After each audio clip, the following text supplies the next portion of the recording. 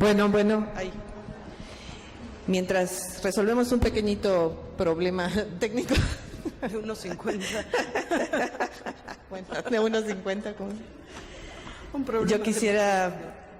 estamos pues al final de las jornadas de entre las memorias y exilios, y creo que se ha hablado de muchas memorias a lo largo de este encuentro,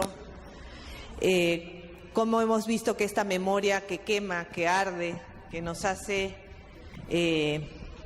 repensar, nos ha hecho llorar, nos ha hecho recordar nuestras propias historias, esta memoria que se puede hablar a través de la palabra, una palabra que no solamente es poesía o narrativa, una palabra que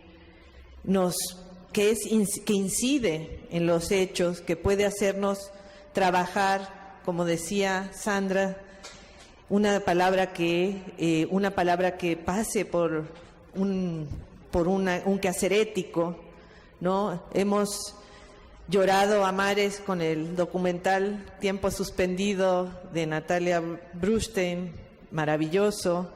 Tania nos ha hablado también de una manera, yo diría, excelente, o bueno, agradecerte porque repensarse uno y trabajar sobre la memoria y volver a empezar y a ser incluyente también es un trabajo duro y a la vez tan necesario, ¿no? Que esto sirva para apoyar, ¿no? También a Hijos México y a todos los hijos, ¿no?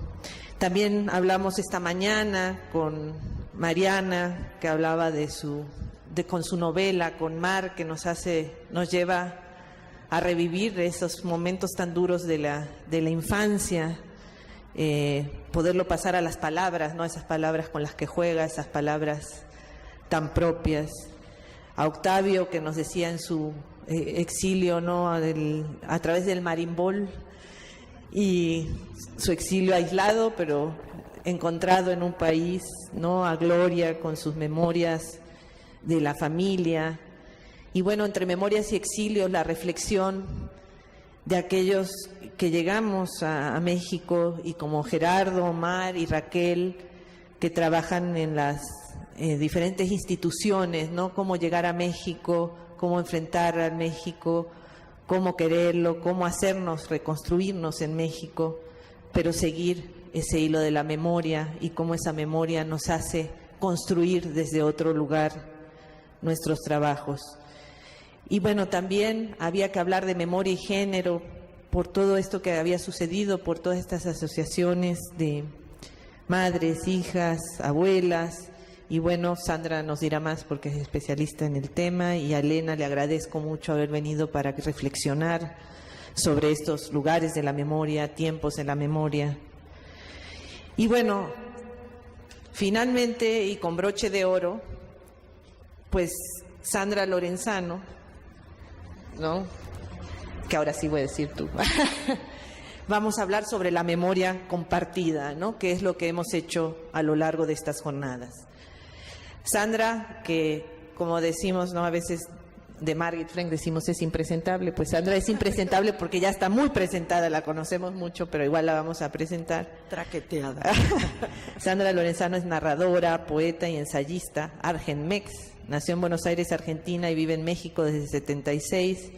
Es doctora en letras por la UNAM, se especializa en arte y literatura latinoamericanos, tema sobre el cual ha publicado numerosos artículos en diversos libros y revistas de circulación nacional e internacional.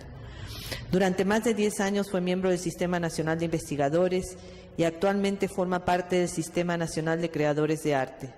Se desempeñó como vicerrectora de la Universidad del Claustro de Sor Juana desde 2000 a 2016. Allí fundó y dirigió, entre otros proyectos, el programa de escritura creativa.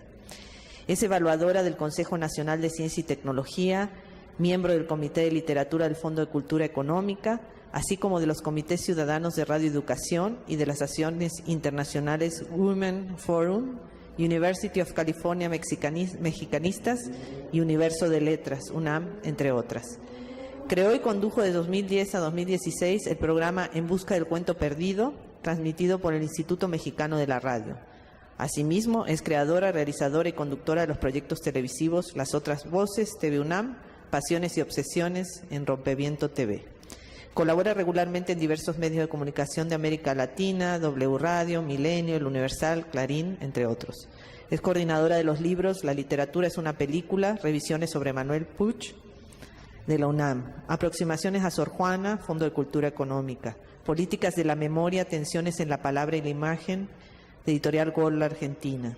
Lo escrito mañana, Narradores mexicanos nacidos en los 60, de Axial. Pasiones y obsesiones, secretos del oficio de escribir, el Fondo de Cultura Económica. Entre sus obras están también Escrituras de sobrevivencia, Narrativa argentina y dictadura, que tuvo mención especial en el Premio Nacional de Ensayo Literario José Revueltas, el poemario Vestigios en pretextos y las novelas Saudades, Fondo de Cultura Económica, Fuga en mi menor, Tusquets, y La estirpe del silencio, Seix Barral. Las tres consideradas por la crítica dentro de los mejores libros de 2007, 2012 y 2015 respectivamente.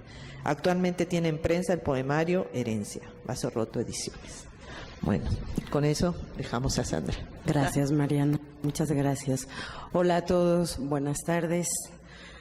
Ay, ahora me toca a mí, después de haber pasado prácticamente ya 2 días completos, intensísimos, sumamente emotivos.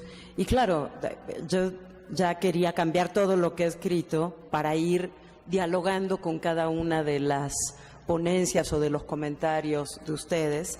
No lo hice del todo, pero sí un cachito.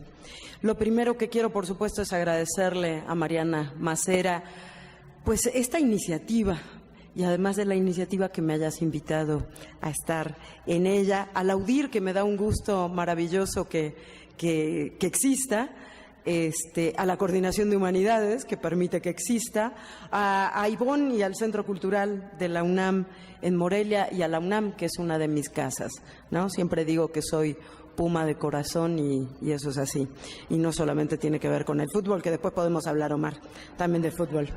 Y le quiero dedicar esta lectura, que si me cuelgo mucho, tú hazme señas. Recién son 20 para las 7, o sea, llevamos como 1 hora casi de atraso, pero todo bajo control. Si ustedes se ponen nerviosos o se aburren, levanten la mano y vamos cortando.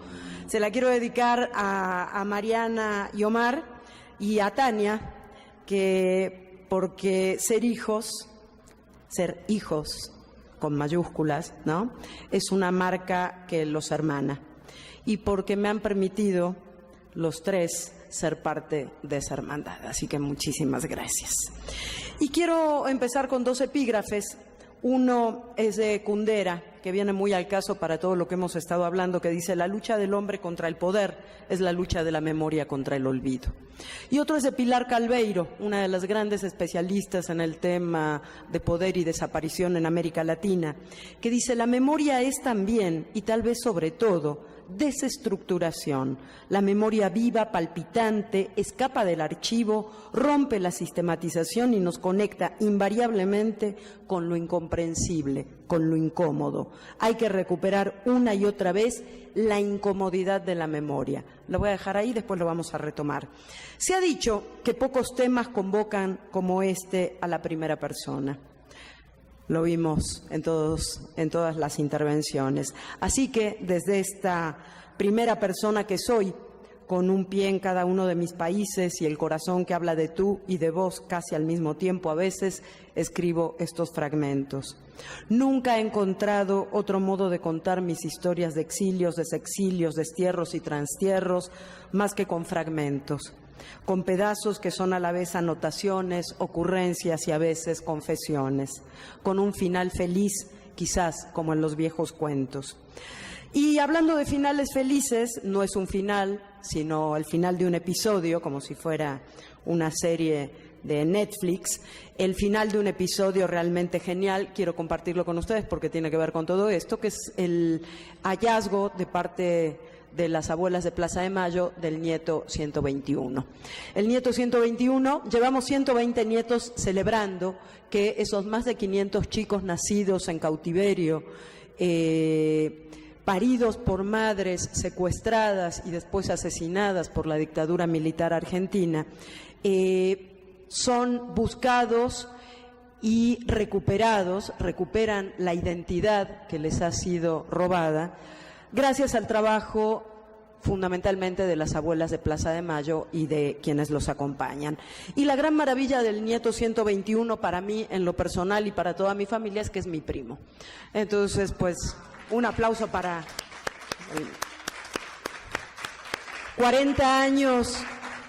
Lo estuvimos buscando, sobre todo su hermano, que tenía 2 años cuando secuestraron a la madre embarazada de 8 meses, y hace una semana, un poquito más, el jueves pasado, 40 años después, se dieron el primer abrazo en la vida. Ya voy a empezar a llorar yo también, y realmente es muy conmovedor y muestra que el trabajo que hacen los organismos de derechos humanos siempre vale la pena. Eso sí que no hay que bajar los brazos.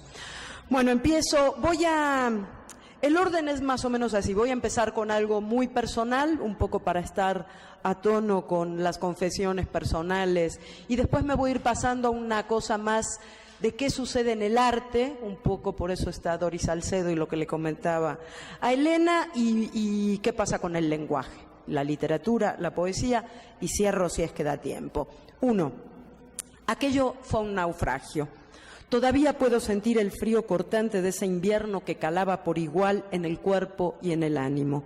Todavía puedo escuchar las conversaciones en voz baja, casi en un susurro de mis padres. Echaron a fulanito, decía papá. Hoy vinieron a buscar a menganito. El hospital de Tigre, pequeño, pobre, era el lugar en el que mi padre pasaba todas las mañanas de su vida. Lo hizo durante 20 años sin cobrar un peso, claro, como la mayor parte de los médicos argentinos. Ese era su compromiso con el país que los había formado.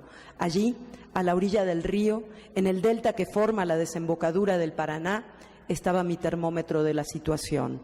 Allí fui con papá una noche a tirar un par de valijas cargadas de libros que la ignorancia, la prepotencia y la intolerancia de los distintos gobiernos militares habían prohibido.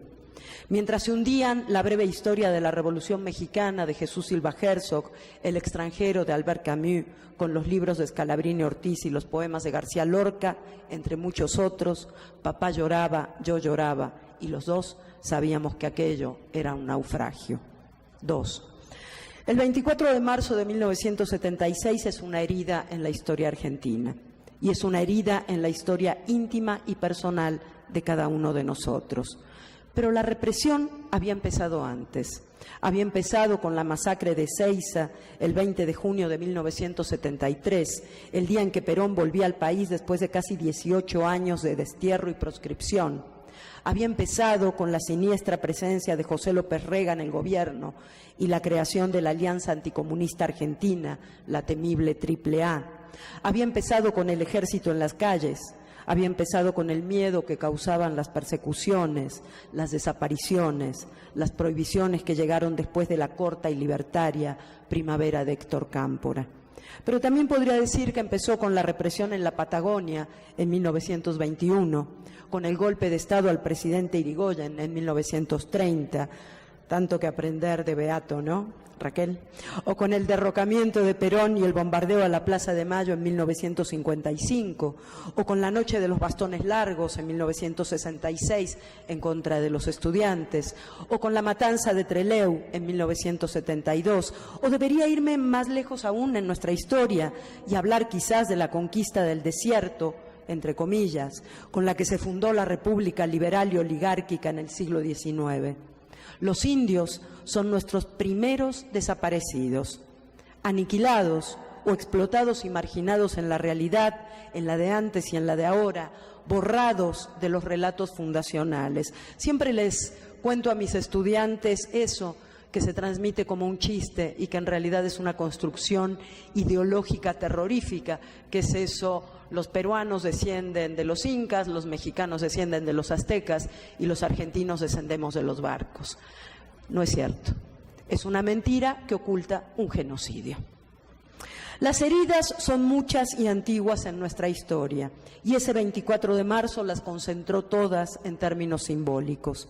Ese día dio inicio oficial, con marcha militar en la radio y comunicado de la primera Junta de Gobierno, Videla, Macera y Agosti, la más cruel de nuestras dictaduras militares, la de los 30.000 desaparecidos, la de los miles de exiliados dentro y fuera de las fronteras del país, la de las madres y las abuelas de Plaza de Mayo, la de las torturas inimaginables, la de los bebés nacidos en cautiverio, la de los vuelos de la muerte, la de los hijos. Ese día nos volvimos náufragos. 3. Eppur si muove, compañera Catarina. Tuvimos poco más de una semana para despedirnos de todos. Los amigos, la escuela, los abuelos, la casa, el paisaje, nuestro perro. Varios hemos hablado de los perros, ¿no? Quienes me conocen saben que desde esa primera vez siempre lloro en las despedidas, como si nunca más volviera a ver a quienes quiero. A veces pasa, ¿no? A veces no los vemos más. Los aeropuertos son para mí desde hace 40 años mi propio santuario das lágrimas, así se llama un lugar en Coimbra, y es lo más parecido a lo que me pasa a mí. Es una fuente que no para de brotar, es el santuario das lágrimas. Eso es lo que me pasa en los aeropuertos. Una noche, y también en los encuentros como este se ve, una noche nos subimos a un avión con lo poco que pudimos meter en las maletas. María Luisa ayer decía que lo más importante de un exiliado no viene en la maleta, ¿no? Y horas después estábamos aterrizando en el aeropuerto de la hoy entrañable, es así, Ciudad de México. México fue la balsa a la que nos aferramos en el océano de la violencia y el dolor en que se había convertido nuestra vida. Y aquí tengo que hacer un alto en la historia. Tengo que hacer un alto para explicar que a partir de ese momento he vivido felizmente dividida, o viceversa, divididamente feliz, entre mis dos países, mis dos patrias, mis dos hogares. Dije que México fue la balsa que evitó que nos ahogáramos, pero lo cierto es que este país fue muchísimo más que eso, y ha seguido siéndolo durante 40 años. Pienso, 40 años, y me da vértigo. Recuerdo a los refugiados españoles que conocí al llegar, y recuerdo también mi mirada de conmiseración adolescente cuando los oí hablar de las décadas y décadas que llevaban viviendo lejos de su tierra. Yo pensaba, a mí no me va a pasar algo así. Envejeceré allá, al sur de todos los sures. ¿Quién me iba a decir entonces que no querría irme nunca más de la otrora región más transparente? ¿Quién me iba a decir que elegiría quedarme aquí? Defendería mi derecho a ostentar la nacionalidad argenmex como uno de mis más preciados tesoros. He contado ya otras veces que México me descubrió la libertad, a mí y a mis 16 años. A la tristeza del exilio que quedó siempre ahí como un rastro en lo más profundo de mí, sumé el deslumbramiento que me provocó esta ciudad, esa ciudad deshecha, gris, monstruosa, como la llama José Emilio Pacheco. Una ciudad en la que nos cruzábamos con cientos de personas aquellos primeros domingos en Chapultepec, en el Museo de Antropología, o en el de Arte Moderno, o en el auditorio cuando íbamos a escuchar a Luis Herrera de la Fuente dirigiendo, gratis era ir, la Filarmónica de las Américas. Como con poco más de un par de monedas, nuestros fines de semana, no teníamos más, además el exilio es así, ¿no?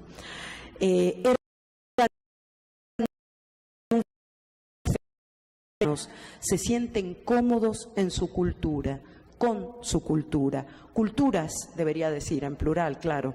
Aquí en la Ciudad de México, en todas las ciudades en realidad, las calles se llamaban patriotismo y revolución. Marx nos miraba desde los murales de Palacio Nacional y Frida había sido enterrada con la bandera roja, con la hoz y el martillo. Yo, que venía de una patria de libros escondidos, de palabras nunca pronunciadas más que en susurros, donde tener una abuela rusa, judía y comunista fue uno de los secretos que mejor guardé en mi infancia. ¿Acaso no eran los rusos comunistas los peores enemigos en todas las series de televisión? Y ni les digo un bisabuelo italiano y anarquista, que sabía que Libertad, el poema de Paul Eluard que mis jovencísimos padres tenían como afiche colgado en casa, era una declaración de principios irrenunciable, pero clandestina. Me vi una tarde bajo el sol del Zócalo, antes de que tuviera el asta bandera gigante, agradeciéndole a la vida que ahí hubiera habido un nopal sobre el que se paró un águila devorando una serpiente y que hubiera habido quienes leyeran en esa imagen la escena fundacional de un nuevo reino. Ese centro del universo, ese ombligo de la luna, Metzli, luna, Xictli, ombligo, por si no se acuerdan, se convirtió también en mi nuevo e íntimo reino. Aunque de a poco, bastante antes de conocer a Tania creo que casi venía naciendo, aprendí a matizar mi entusiasmo, a ver los claroscuros de los gobiernos que nos recibieron, a sentir en carne propia las atroces desigualdades de este país, a saber que había muertos y desaparecidos y que el 68 era una herida abierta. Hoy me duele como ninguna otra cosa este México nuestro, cubierto de sangre, cubierto de horror y muerte. De a poco entonces empecé a ir a las marchas, a leer a José Revueltas y a Rosario Castellanos, aprendí de memoria poemas de Octavio Paz y de Efraín Huerta, canté con los folcloristas y descubrí, gracias a este país, hoy lo decía Omar, que también era latinoamericana. Y como todos los que están desfamiliados, creé una familia alternativa, mi entrañable familia del exilio, en la que los múltiples acentos mexicanos y argentinos se mezclan con el chileno y el uruguayo, con el guatemalteco y el boliviano, con el salvadoreño y el peruano, el colombiano y el inglés de esos entrañables gringos que han elegido también esta patria. Nunca me ha gustado el lado plañidero del exilio. Soy llorona, pero eso no.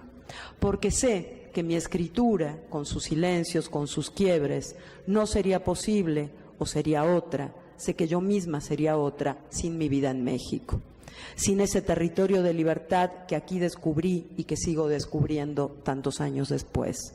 La posibilidad de conocer otros mundos, una historia cuyas raíces llegan tan hondo que me daba vértigo y aún me lo da. Un mundo de sensaciones, de sensualidades, de solidaridades inquebrantables, de generosidad. Juan Gelman tituló Bajo la lluvia ajena el largo texto que incluyó en el libro Exilio. La lluvia ajena. De pronto pensé que me convertí en Argenmex no el día de 1983 en que me llamaron de la Secretaría de Relaciones Exteriores para decirme que yo era oficialmente mexicana. Tampoco cuando al poco tiempo me llamaron, ahora de la Embajada Argentina en México, para decirme que la nacionalidad argentina es irrenunciable, ni aunque pataleemos, Con lo cual, ambas instituciones fomentaron y alimentaron lo que yo ya sentía como una esquizofrenia galopante. Decía que no me convertí en Argenmex entonces, sino el día en que la lluvia que caía en la ciudad dejó de ser ajena y se volvió tan mía como aquellas que nos regalaban una mañana completa sin escuela en el invierno porteño de mi infancia.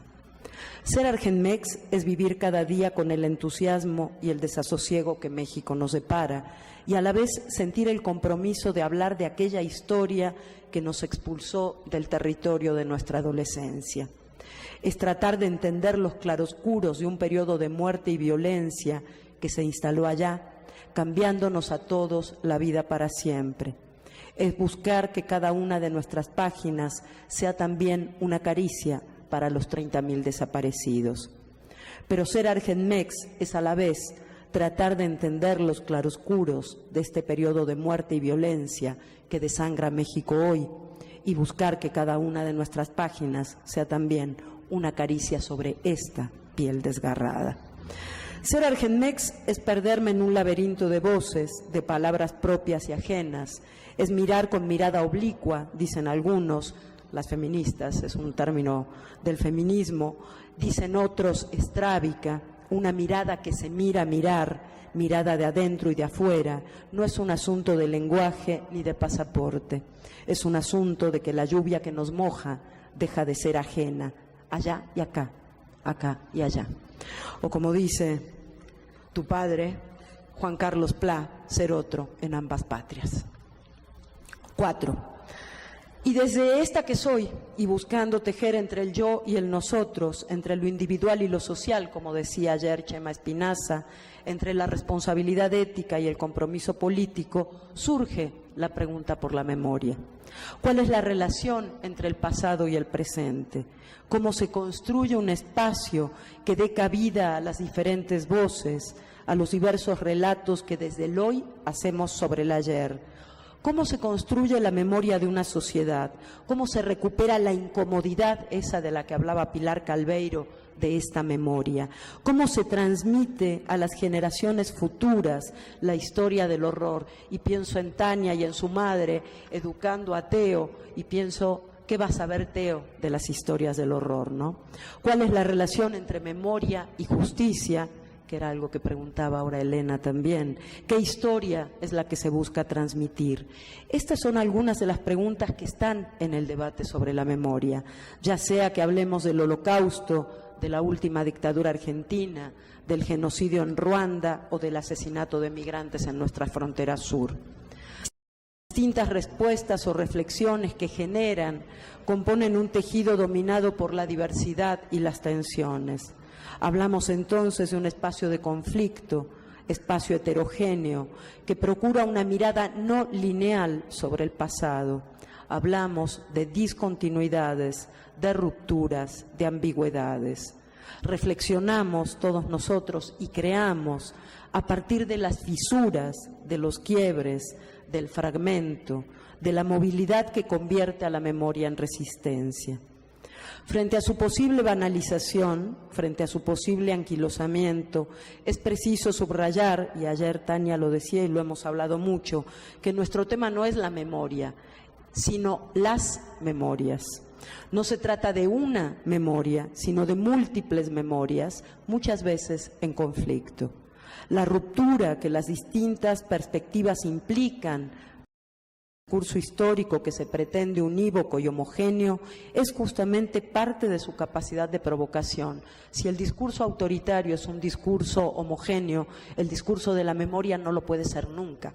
No existe eso, si no estamos haciendo el mismo gesto pero de sentido inverso. La nuestra es otra manera de acercarnos a esto.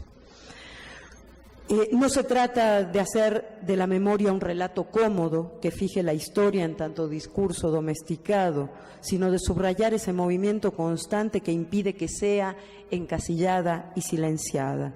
La memoria como instancia de reflexión y análisis, como instancia de creación, como forma de acercarse críticamente al presente, deshabituando y cuestionando el modo lineal y rígido de pensamiento.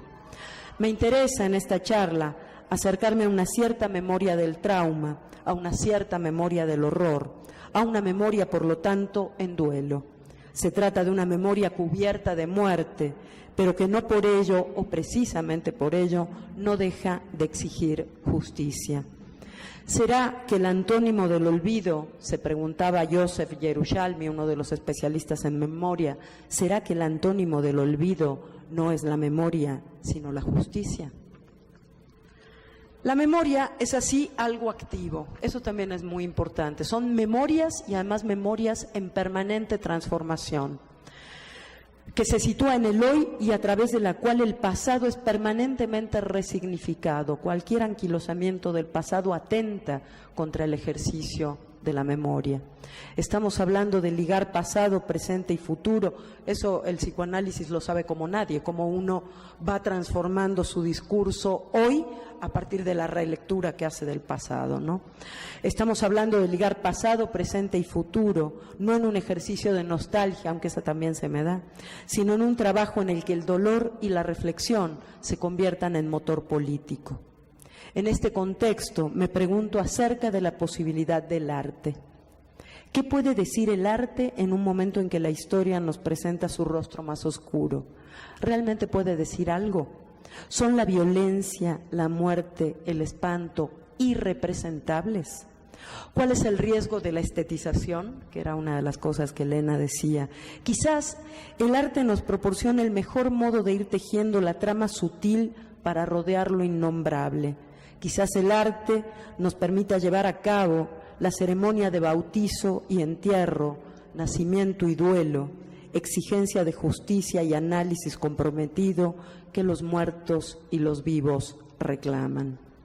me gustaría presentarles ciertas obras vinculadas al tema de la memoria. Me voy a limitar a unas pocas obras de artes visuales, de artes plásticas, para decirlo más claramente, no de cine, no de documental, no de fotografía, que son cosas que trabajo también, pero que en este momento no se podía todo. Veremos primero ejemplos de arte público y dejo para otro momento la discusión sobre los museos y los llamados sitios de memoria.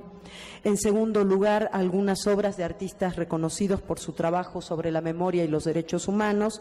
Y después voy a cerrar con algunas propuestas artísticas que surgen del activismo también, ¿no? Entonces empiezo. Ricardo, ¿me ayudas tú? Gracias.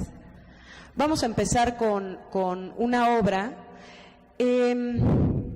Aunque no voy a hablar mucho de la memoria que tiene que ver con la Shoah, con el Holocausto, hay que decir que la mayor parte de los textos, aún hoy, que existen teóricos sobre la memoria, son referidos a la Segunda Guerra Mundial y al exterminio judío. Esta es una obra, esta se llama La Estela de Harburg. La Estela de Harburg es la obra de un escultor alemán llamado Jochen Gertz, que consiste, si quieres pasamos a la siguiente por favor. Fíjense, es una estela de 12 metros forrada en plomo.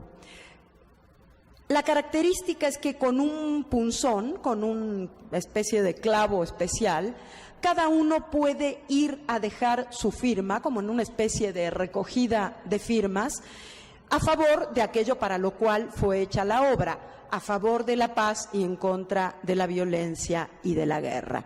Entonces, hay una cosa interesante, dice Jochen Gertz, que increíblemente se volvió un monumento que no necesariamente cumplía con el objetivo al 100% de aquello para lo cual había sido hecho, sino que también mostraba el estado de la sociedad de esta ciudad.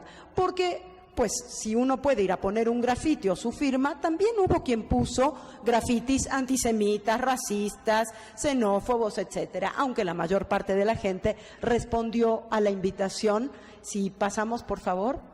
Si es muy latoso, me subo allá y las voy pasando, eso como prefieran. Y fíjense, el chiste de esa obra, y ahí vamos a recuperar un poco un tema que hemos rondado, pero del cual no hemos hablado y podría ser un tema interesante para un próximo encuentro, que es el silencio. Aquí vamos a hablar no del silencio de aquello, como contaba hoy Mariana, de aquello de lo que no se habla en las familias, eso que está obturado, esa memoria de la que no se quiere hablar y sabemos que está a flor de piel todo el tiempo, sino del silencio expresivo, del silencio que está simbolizando mucho más que la obra o la palabra. Entonces, aquí lo que propuso Jochen Gertz, creo que podemos pasar a la siguiente, por favor, es que cuando estuviera cubierta de firmas la estela esta de 12 metros, no quedara nada. Y entonces, espérate. Vamos a la anterior, porfa. Bueno, les cuento, porque él dice, no hay nada que se pueda levantar en lugar nuestro contra la violencia y el horror. Entonces, está ese monumento, que es una de las grandes discusiones sobre los monumentos. Por eso muchos gobiernos dicen, hagamos un monumento, hagamos un museo. Ya está, tienen su monumento, déjense de molestar, ¿qué más quieren? ¿No? Las abuelas de Plaza de Mayo, las madres de Ciudad Juárez, bueno, ni digamos en Montevideo, el centro comercial hecho en la cárcel, etcétera, etcétera, etcétera. Ya está, ya tienen lo suyo, ¿no? Al lado del centro comercial, entonces ponen el monumento. ¿De quién es este monumento? El que entra al río con vidrio, que es impresionante. Pero bueno, ya está, ¿no? Entonces él dice, no, momento, aquí no está nada. O sea, somos nosotros, y ese nosotros se va transmitiendo de generación en generación, quienes tenemos que seguir oponiéndonos a la violencia. Vamos con la siguiente obra. Evidentemente no voy a hablar, eso también tiene que ver con la memoria monumental de los imperios europeos. Es la Puerta de Brandenburgo, por supuesto, la Puerta de Brandenburgo, el símbolo de la identidad germana. Hay un artista que a mí me gusta muchísimo, que debe ser de los artistas más interesantes sobre el tema de la memoria, que se llama Horst Hoheisel, un alemán. Entonces, no sé si recuerdan, y si lo han visto, algunos a lo mejor han ido a Berlín, el monumento este que hay de los paralelepípedos gigantes, lo quité porque no quería hablar de eso, que es el monumento que se construye en Berlín en homenaje a los asesinados por el nazismo, no a todos los caídos en la guerra, a los asesinados por el nazismo. Entonces él dice, cuando ganó esa obra, que esa obra tiene sus bemoles, son miles, no sé cuántos, en realidad cientos de estos paralelepípedos altos de distintos tamaños, etcétera, que reproducen la sensación de encierro del campo de concentración y demás. ¿Qué estoy haciendo? Nada, para que si quieres te los cambiando. ¿Yo los puedo cambiar desde acá? ¿Y apunto allá o acá? Órale. Ay, no sé, tanta tecnología, no sé si soy capaz de manejarla. Gracias, Ricardo. Gracias, Michelle.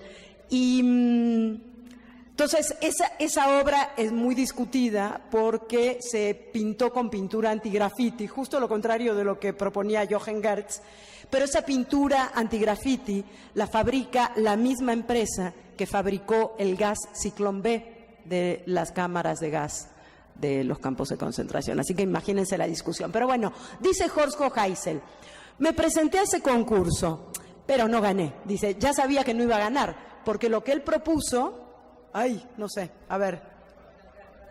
Eso. Muy bien, muchas gracias. Lo que él propuso fue volar la puerta de Brandenburgo. A la goma la puerta de Brandenburgo. Y entonces se hace la siguiente pregunta, y se lo hace a la sociedad alemana. ¿Qué estarían dispuestos a dar los alemanes de su propia memoria por la memoria de las víctimas? ¿Ni un monumento? Dice, por supuesto no gané, pero poner la pregunta sobre la mesa de discusión valió la pena. No ganó, pero hizo su propia obra, que fue esta. Ya no me acuerdo, acá. Proyectó sobre la puerta de Brandenburgo la puerta de Auschwitz, con el lema de arriba del trabajo los hará libres. Vaya instalación, ¿no? Horst Hoheisel, me paso rápido por algunas de sus obras porque es muy interesante ver cómo trabaja el tema de la memoria y sobre todo esta idea, ven cómo va quedando el vacío, el silencio, tanto en la estela de Gertz como volar la puerta de Brandenburgo. Es la ausencia y no la presencia lo que va a hablar de el horror en estas obras. Esta es una fuente en una ciudad pequeña del norte de Alemania que fue destruida durante la Segunda Guerra Mundial, pero fue destruida ex profeso porque había sido donada por la comunidad judía en esa pequeña ciudad. Entonces le dijeron a Hoheisel, pues échate un monumento en ese lugar así, porque quedó ese vacío y no nos gusta. Y él dijo, no nos gusta el vacío, pues vacío haremos.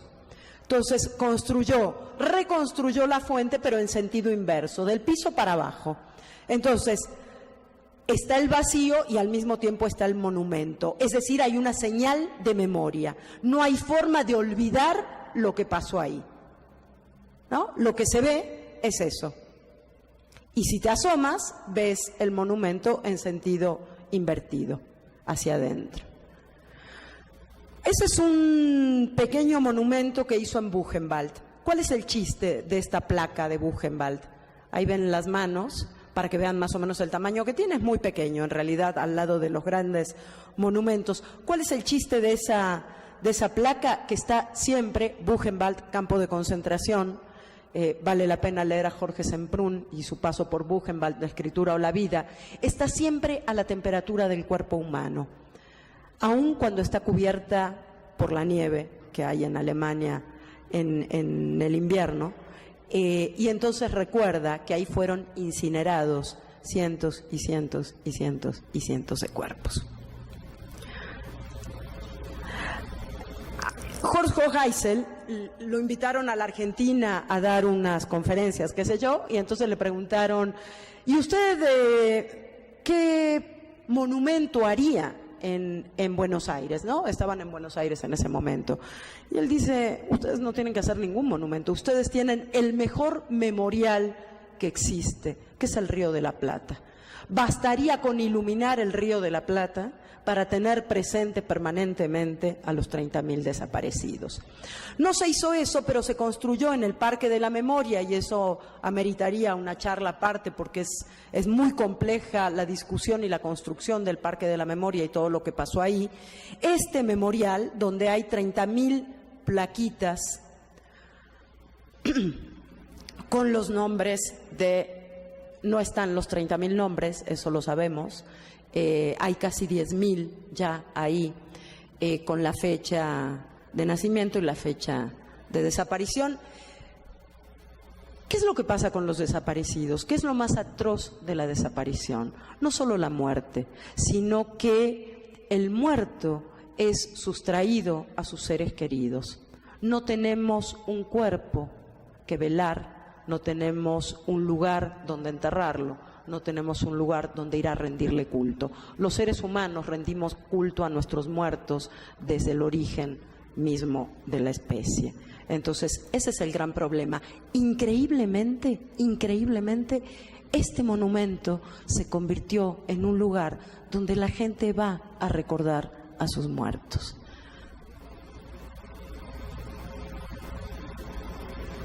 Esta foto que es desgarradora, ¿no? Y ven que les dejan notitas, papelitos, como si de verdad ahí estuviera el desaparecido, ¿no?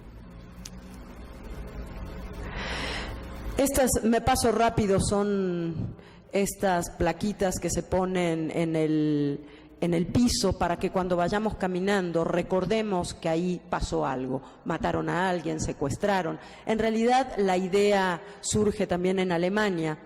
Y en la Argentina se empezó a usar, pero no con respecto a la dictadura y a los desaparecidos de la dictadura militar, sino a los muertos en el atentado de la AMIA, de la Asociación Mutual Israelita Argentina, que hubo 83, 84, ahora ya no me acuerdo cuántos muertos, y en todo el barrio están esas plaquitas para que no olvidemos. Esto lo paso rápido, son las obras de Christian Boltanski, porque una forma de volver a esa ausencia es traer rostros que podrían ser, no son los de nuestro desaparecido, pero podrían serlo, ¿no? Hay también un llamado a la empatía, al ejercicio de la solidaridad de la memoria también, ¿no? Estos porque son mis artistas favoritos sobre la memoria. Y déjenme que les lea porque si no me voy a perder y voy a hablar más de la cuenta. Esta es la obra de uno de los grandes artistas latinoamericanos. Se llama Alfredo Har, chileno. Y este es el proyecto Ruanda. ¿Se acuerdan del genocidio en Ruanda? ¿No? Son millones de muertos en 3 meses. Creo que son 1 millón, ¿no? 1 millón de muertos en 3 meses. Eran 10.000 muertos al día. Y entonces dijo Alfredo Har, yo tengo que ir ahí. Esa es una instalación que tiene que ver con las diapositivas que tomo ahí, ¿no? Es esa mirada de uno de los testigos de una de las matanzas. Pero lo que me interesa es esto que hizo. En el proyecto Ruanda, él creó esta obra que se llama Muros de Silencio y tiene que ver mucho con lo que decía Selena, con Susan Sontag y ante el dolor de los demás, el valor de las imágenes. ¿Qué pasa con las imágenes en un mundo donde estamos bombardeados de imágenes de manera permanente? O sea, perdónenme, pero todos los días nosotros abrimos el periódico y vemos muertos, descabezados, la foto de las madres con los carteles con sus hijas desaparecidas. O sea, todos los días, ¿qué pasa con esas imágenes? Y Alfredo Har dijo, basta, yo no puedo mostrar ninguna de estas miles de fotos que tomé en Ruanda, porque sería apología del delito, apología de la violencia. Y entonces hizo esta instalación, que es realmente brutal, que consiste en, son 25 cajas puestas así, que parecen lápidas un poco. En esas cajas, supuestamente, no lo sabemos y no importa, ¿no? Supuestamente cada caja tiene una fotografía. ¿Y qué es lo que hay ahí en las cajas? El relato de la fotografía que debería estar, que está adentro, digamos, que existe un pacto entre el artista y nosotros de creer que adentro está esa foto. Es el relato de la foto.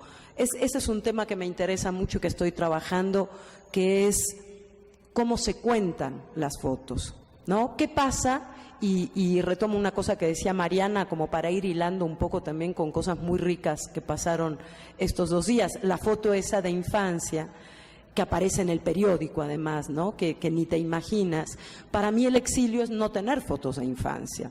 Se perdieron todas las fotos. Y entonces tengo una especial obsesión por las películas o las novelas o los fotógrafos que en lugar de mostrar fotos, cuentan las fotos. Ahora hay un caso precioso que es el de Pedro Sontemoc, un fotógrafo mexicano excepcional que tiene desde hace como 15 años esclerosis múltiple que va aumentando. Y me contaba hace muy poquito que a veces, yo le contaba de este proyecto y él me decía que a veces era tan fuerte la realidad que él iba a fotografiar que en ese momento prefería guardar la cámara. Y dice, llegaba a casa y lo anotaba. Y ahora va a publicar un libro, además ya no puede tomar fotos, va a publicar un libro que son los relatos de las fotos que pudo haber tomado pero no tomó, ¿no? Entonces, eso fue un poco lo que hizo Alfredo Harr en esta obra. Aquí ya me voy y ya me estoy pasando y no importa todo lo que escribí, ¿verdad? Pero bueno, me paso a Doris Salcedo. Para mi gusto, así como dije que Horst Hoheisel es uno, o Christian Boltanski, de los grandes internacionales o europeos que trabajan el tema de la memoria, para mi gusto, una de las más interesantes en el trabajo sobre la memoria en América Latina es la colombiana Doris Salcedo, que lo que hace es trabajar sobre todo. Volvemos al tema de la ausencia, los objetos cotidianos convertidos, desfamiliarizados, ¿no? Habría que detenernos un poco en ese concepto, no lo voy a hacer, pero recuerden el concepto de lo siniestro freudiano, aquello que nos es absolutamente familiar y cercano y que de pronto se vuelve amenazante, ajeno. ¿Qué es lo que nos pasó a todos los que pasamos el exilio o situaciones de violencia de cualquier tipo? Uno nunca cree que va a tener que dejar su casa de infancia porque no hay lugar más protector que ese. Estar ahí en casa con papá, mamá, los hermanos, y de pronto eso se vuelve siniestro, eso se desfamiliariza. Y Doris Salcedo desfamiliariza objetos cotidianos recogidos en las zonas de peor conflicto, de mayor violencia en Colombia. Voy a mostrar algunos de ellos como para que tengan una idea. Adentro de ese armario, que tiene vidrio, es decir, uno podría ver lo que hay adentro del armario, hay cemento. Y es una sensación realmente que provoca una angustia brutal enfrentarse a ese cemento que clausura la cotidianeidad y la vuelve el horror. Lo mismo sucede con estas camisas, nada más común y corriente que una camisa blanca, y una camisa blanca recién planchada y doblada, pero de pronto esos pinchos espantosos, que vaya usted a saber qué son, atraviesan estas camisas que tienen un tratamiento que las endurece. Es decir, ahí no hay otra vez la ausencia, ¿no? Ahí no están aquellos a quienes buscamos. Están y no están. Esta que es atroz, y no voy a hablar ahora tampoco, pero hablando, para irnos otra vez un ratito al Cono Sur, el programa Cunitas, que fue uno de los programas más exitosos del gobierno kirchnerista, que le daban una pequeña cuna y un ajuar a las madres de sectores marginales que acababan de tener a sus hijos. Por supuesto lo canceló el gobierno de Macri. No solo eso, sino que le prendió fuego a todas las cunitas y los ajuares que quedaban. Le prendió fuego. Es como una Kristallnacht, pero de cunitas. Es una cosa absolutamente delirante, ¿no? Y esta obra de Doris Salcedo, que es muy inquietante, me recuerda a eso. Bueno, la voy a pasar rápido. Aquí está el de los zapatos, porque además se dice, y no solo se dice, hay quien lo ha vivido y es atroz, que aquello que queda en un lugar normalmente donde hay violencia en contra de las mujeres son zapatos y carteras, zapatos y bolsas. Esto es Chibolet, una de las obras más conocidas de Doris Salcedo, porque no la hizo en Colombia, que hay que decir que de pronto hay que ir a los centros, también al mainstream artístico. Esta está en la Tate Modern en Londres, no está, estuvo. Se armó un escándalo porque los británicos creían que de verdad les habían roto el piso. Evidentemente no es así, pero eso había sido una fábrica. Y entonces Doris Salcedo contaba que esa fractura que nombra con una palabra bíblica, ¿no? Ella tiene una muy buena formación filosófica judía, de todo tipo, pero sobre todo de pensadores judíos, entre otras cosas porque está casada con un muy buen escritor colombiano judío, Ariel Bibliovich. Ella dice, con esa grieta hablaba también de los migrantes que han llegado a trabajar al Reino Unido, hablaba también de la violencia de la revolución industrial y sus consecuencias, etcétera, etcétera. Pero quiero hablar de esta, que es la última obra, es esta que decíamos Elena y yo, que se hizo ahora, hace 4 días, que está, se llama Sumando Ausencias, ni más ni menos, y es una acción colectiva contra el olvido y por la paz. Es una gran bandera blanca que cubre la Plaza Bolívar, que es la plaza central de Bogotá, y en la que están escritos los nombres de 2.300 víctimas del conflicto colombiano. 2 semanas después de que se firmara la paz en Cartagena y al día siguiente del plebiscito atroz, miles de colombianos, fueron 3.500 personas las que respondieron a la invitación de Doris Salcedo, fueron a coser estos pedazos de tela que tienen los nombres escritos con ceniza.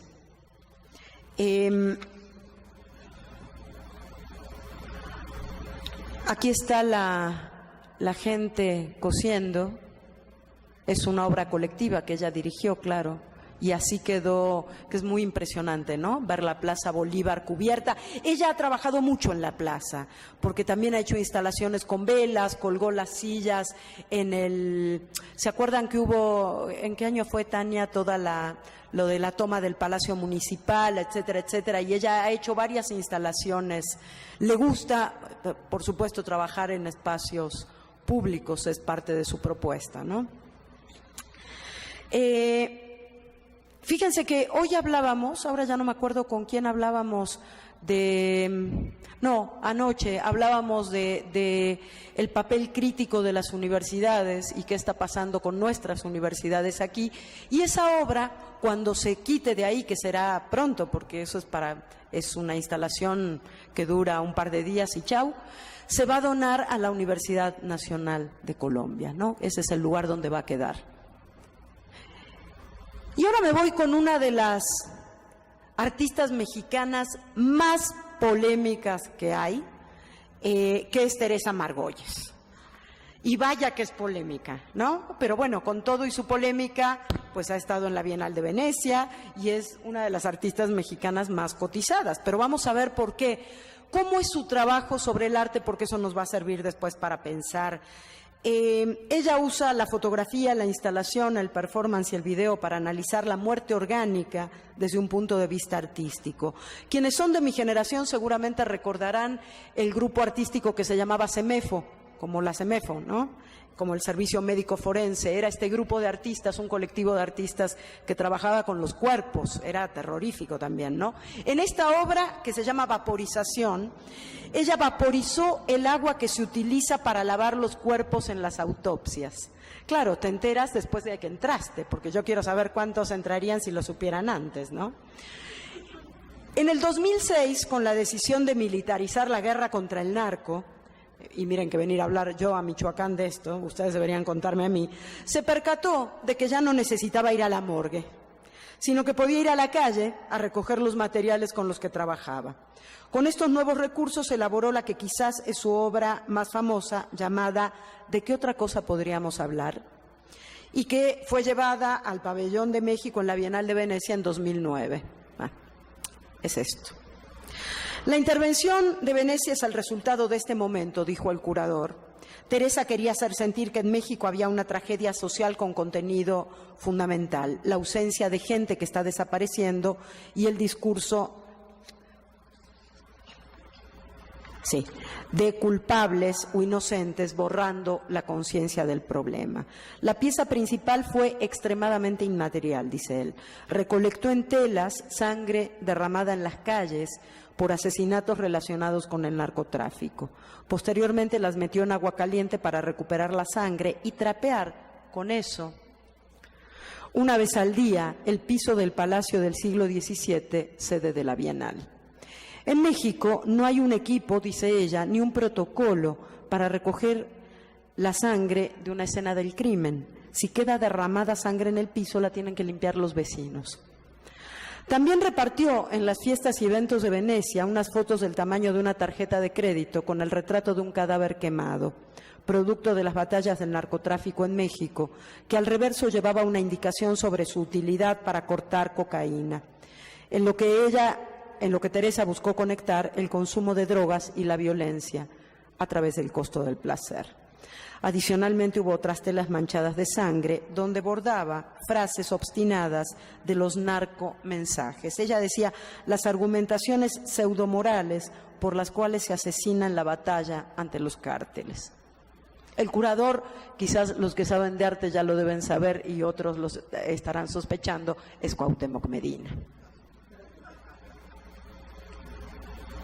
Que es también del Madrid, ¿no? Ahora pasamos al activismo. No voy a hablar de los bordados de las de Juárez, sino de los otros, pero me gustaría tomar el elemento del bordado para entrar al tema de las propuestas artísticas hechas desde el activismo. Y en este sentido quisiera recuperar la fuerza del proyecto Bordar por la Paz, un proyecto que ha hecho del bordado, que es a la vez memoria y denuncia, una gesta colectiva. Es así que con el ánimo ya dispuesto para participar, para denunciar, para no olvidar, un colectivo que se llamó Fuentes Rojas adoptó ese nombre y en reuniones de intercambio de ideas surgió de alguna voz la propuesta de bordar. Aros de madera, telas blancas, bueno, es que esta es parte de las otras instalaciones del grupo. Poner pintura roja en las fuentes para que recordara la sangre de los asesinados, etcétera, etcétera. En la Plaza de Coyoacán, que fue una de las instalaciones, que no es esa, se acompañaban con bordados sobre uno de los poemas que se ha vuelto casi una canción política o un símbolo político actual, que es el poema Los Muertos de María Rivera, ¿no? ¿Se acuerdan? No lo voy a leer todo porque además es atroz, pero dice: allá vienen, igual voy a leer una cosa atroz, los descabezados, los mancos, los descuartizados, a las que les partieron el coxis, a los que les aplastaron la cabeza, los pequeñitos llorando entre paredes oscuras de minerales y arena. Cada domingo desde entonces hay esta propuesta y muchas otras donde se va bordando y ahí queda el recuerdo. Los pañuelos que se bordan buscan que el desaparecido, el asesinado, el torturado estén presentes, al igual que tantas de las acciones encabezadas por el Movimiento por la Paz con Justicia y Dignidad, o por hijos por la identidad y la justicia contra el olvido y el silencio, porque lo damos por sentado, pero quizás hay quienes no lo saben, como las siluetas que aquí están.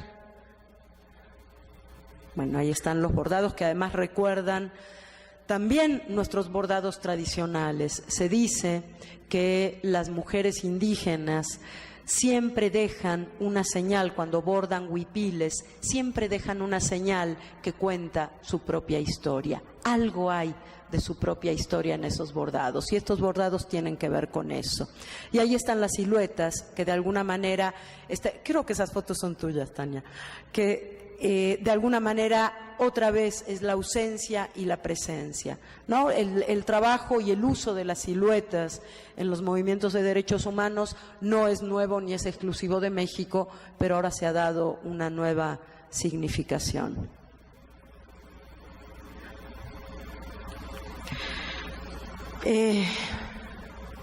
Ya, me voy a quedar ahí. Y termino con, todavía tengo un poquito, 10 minutos, ¿sí? Cierro con la parte del lenguaje, ¿sí? ¿Aguantan un poquito más todavía? Bueno, entonces, 5.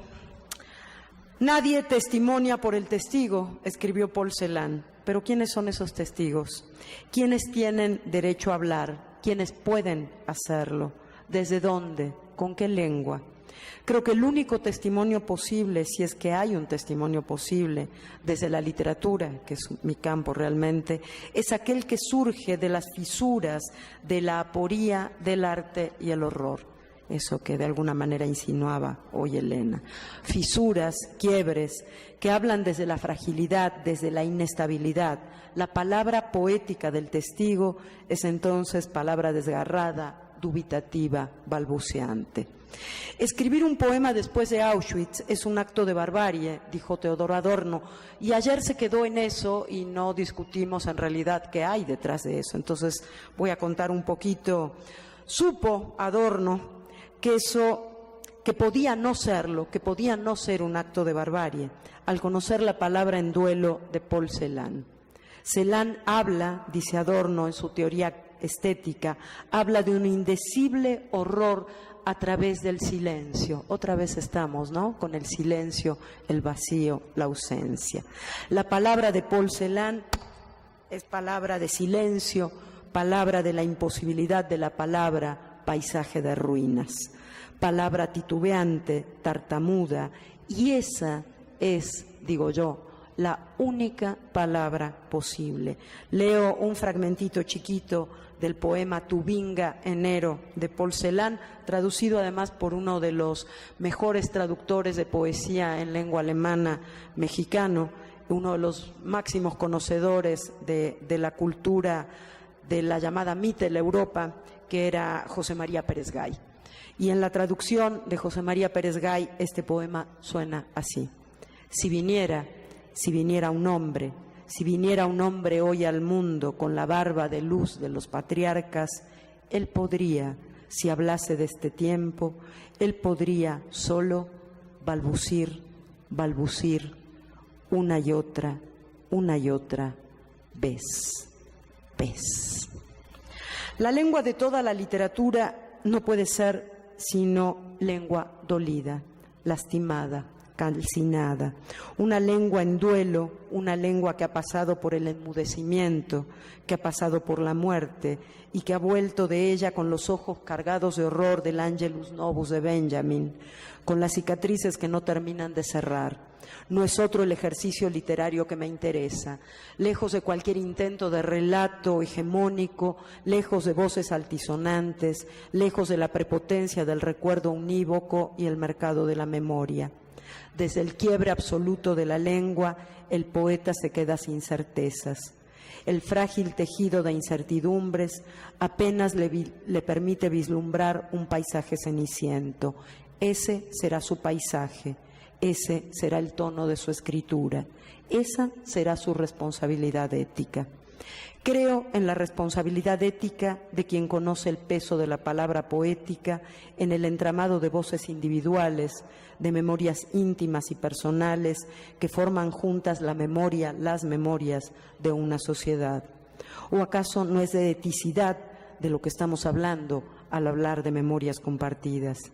Por otra parte, sé que la palabra literaria no es jamás palabra individual. Las palabras tienen historia, cargan con las historias de sus comunidades, tienen dentro de sí múltiples tiempos y espacios, infinitas voces. Es desde ese lugar, menos como testigo que como cuerpo atravesado por un flujo continuo de memorias, que escribo estas líneas. Se preguntaba Hölderlin, que también se citó ayer, ¿para qué poetas en tiempos de penurias? ¿Qué puede hacer hoy? ¿Qué se puede hacer hoy en esta otra patria mía, matria, que es un buen lugar para recordarlo, ¿no? Matria dolida, ¿qué puede hacer la palabra poética, entendida en su sentido más profundo? Y había pensado en los chicos que hoy me parece que no están, los estudiantes de literatura intercultural, porque quería contarles un par de de experiencias que tienen que ver con Colombia y los usos de la literatura para sanear las heridas de la sociedad.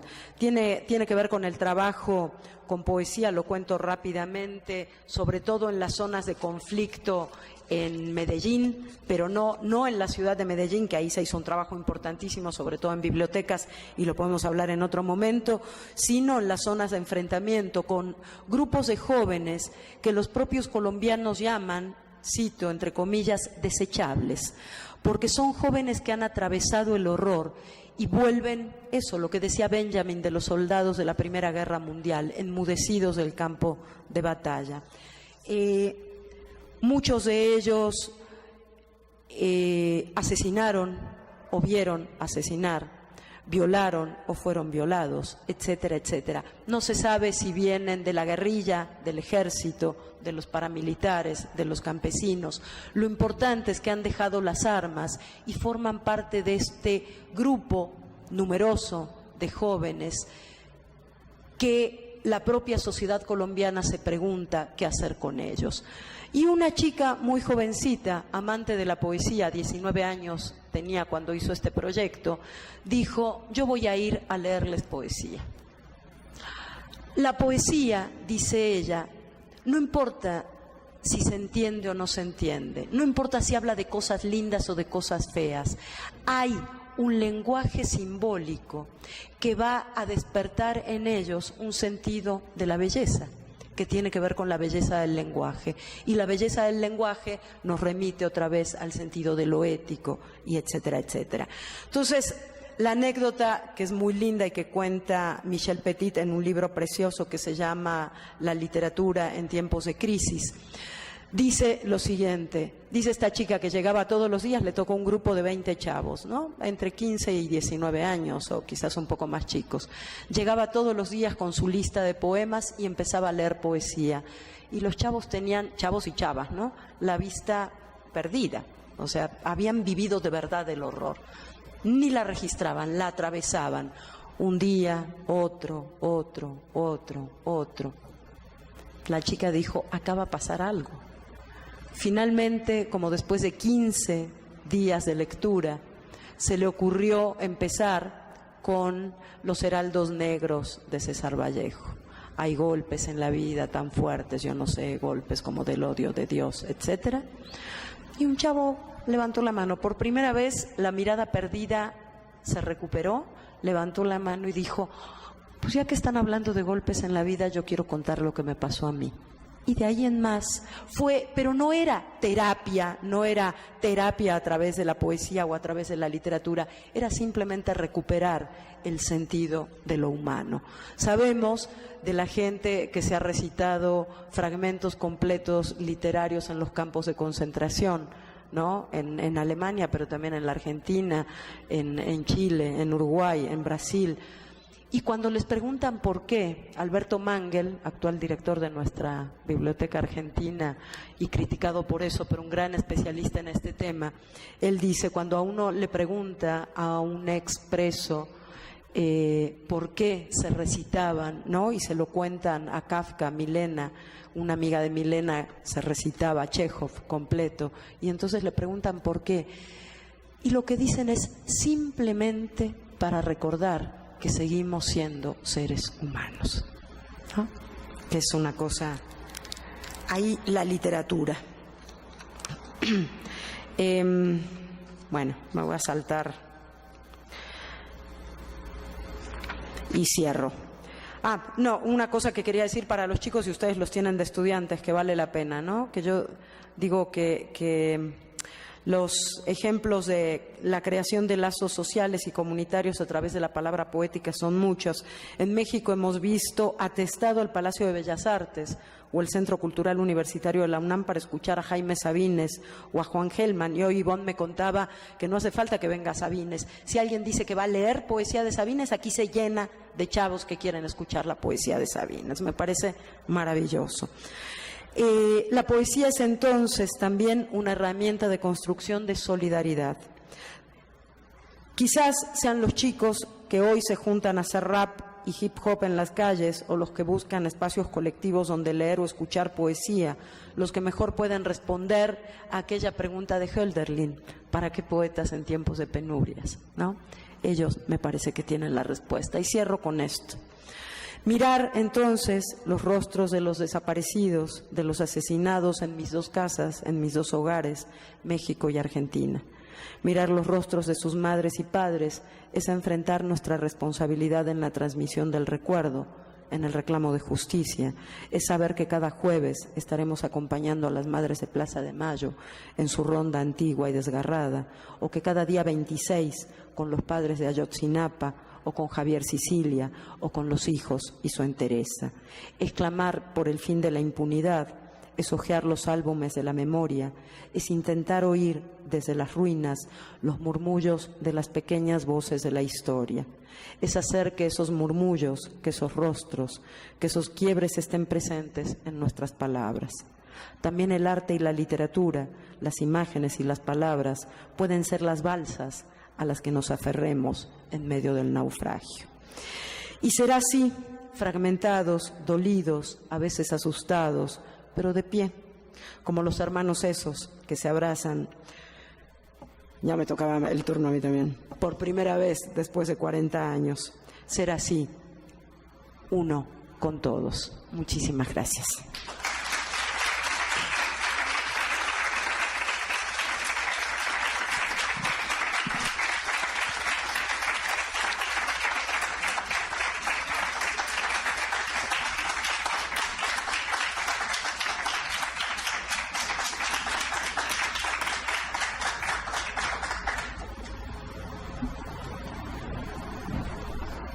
No, pues muchísimas gracias, Sandra. Creo que con lo que ha dicho, pues como decíamos, has recopilado un poco lo que hemos dicho acá. Y bueno, yo quisiera agradecerles por venir a compartir la memoria, ¿no? Esta memoria tan íntima y que ha sido compartirla con otros, esos que son los nuestros y que ahora nos encontramos. Decir el exilio español, que fue el que nos recibió a muchos aquí en México y nos dio las herramientas para encontrar nuestro propio ser. Y quizás por eso yo decía, cuando decían que estaban derrotados, dije, pues no, ganaron mucho porque nos ayudaron a ver hacia el futuro y siguen ganando, ¿no? Y bueno, agradecer a cada uno por esto de compartir y de pensar que esta memoria pues sigue funcionando y sigue y la seguimos necesitando para seguir haciendo cosas por México para todos los países que están necesitados de recordar. Entonces yo quisiera, pues muchísimas gracias por ese texto tan hermoso y muchísimas gracias a cada uno por venir a compartir. Y bueno, también decirles que no va a ser solo el encuentro, que se preparen para los próximos. Y bueno, tenemos que anunciar, porque ya se van 2 veces, se va a hacer el segundo Congreso de Literatura y Derechos Humanos en Morelia en noviembre de 2017, uno que está en la organización Sandra. Y bueno, ha sido la sede Morelia, y aquí con Ivonne ya estamos hablando del Centro Cultural y de la UDIR y de la ENES, así que pues tenemos una cita en 2017 al menos ya muy marcada, ¿no?